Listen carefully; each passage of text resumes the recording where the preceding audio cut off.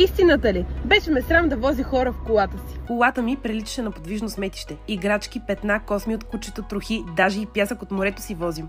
Постоянно си повтарях, че ще изчистя утре, но утре не идваше. Винаги има нещо по-спешно. Детето, храната, прането и аз самата, разбира се. Не ми се отлагаше повече, затова звънах на Чистим.бг. За втори път им се доверявам. Първият беше за дивана, сега е за цялостното почистване на колата. Някой ще каже, че е въпрос на лукс. Не е. Просто е нещо, което ти спестява още едно трябва и имаш повече време за семейството си. Показвам ви тези кадри, за да видите в действителност колко мръсна беше наистина колата ми. И колко много се постараха от екипа на Чистим.бг. Толкова детайлно миене на кола съм гледала само в социалните мрежи. Разбира се, нямаше как да му се размине на детското столче, беше наистина много мръсно. Най-хубавото е, че Чистим.бг идва до дома ви в удобен за вас ден. И сега момента на истината. Не съм вярвала, че е чак толкова зле. Но май наистина трябва да видиш, за да повярваш. Хора, страхотни сте, дори и на малкия му направи впечатление.